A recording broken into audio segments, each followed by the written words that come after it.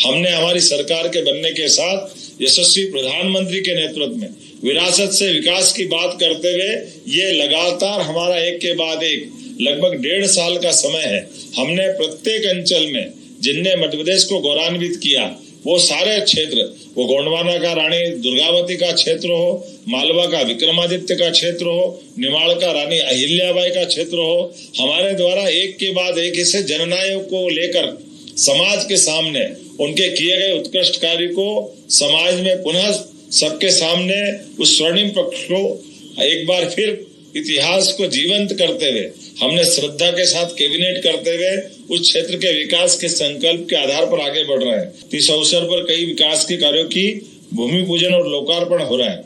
यहीं इस पंचमढ़ी के स्टेशन पंचमढ़ी के विकास के लिए ये एकमात्र हिल स्टेशन है जहां हमने अपने पुराने कई कारणों से विकास की कई बाधाएं थी, पिछली कैबिनेट से हमने यहाँ वो सारी बाधाएं हटा करके विकास का परचम लहराने का निर्णय किया है, जिसके आधार पर वर्षों से एक मांग आती थी कि पंचमढ़ी का विकास रुका हुआ है बहुत सारे कारण से, तो हम वो सारे दरवाजे खोल रहे हैं जिसके कारण से हमारा विकास अवरुद्ध हो रहा था। कुछ और छोटे मोटे निर्माण कार्य भी हम यहाँ पे आज करने जा रहे हैं। इसमें 38 करोड़ की लागत से अनेक निर्माण कार्य और विकास के हम लोकार्पण भूमि पूजन कर रहे हैं। जोरदार अभिनंदन कर दे आज के इस कार्यक्रम की दृष्टि से, जिसमें 10 करोड़ की लागत से जय स्तंभ क्षेत्र के प्रमुख मार्ग के दोनों ओर पाथवे का विकास भी नागवंशी जी आपके क्षेत्र में करा रहे हैं। विधायक जी और सांसद जी दोनों को बधाई दे रहा हूँ।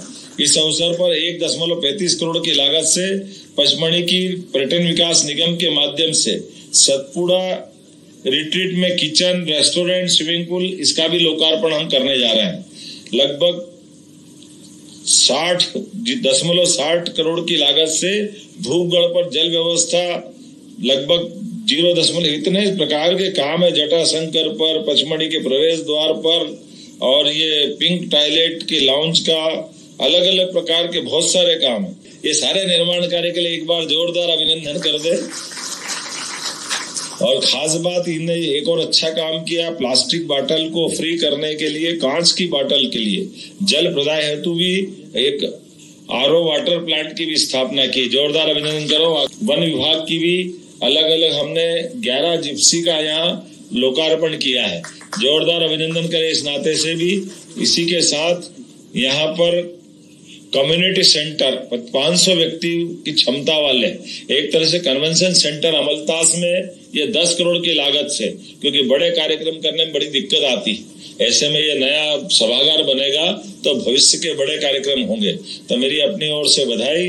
हिल टॉप बंगला 6.70 करोड़ की लागत से होम स्टे के रूप में परिवर्तित करने के लिए आज हमने इसका भी कार्यक्रम किया है, इसका शिलान्यास। इसी प्रकार से होटल ग्लेनव्यू में भी 0.34 करोड़ की लागत से केंद्रीय नर्सरी की स्थापना की है।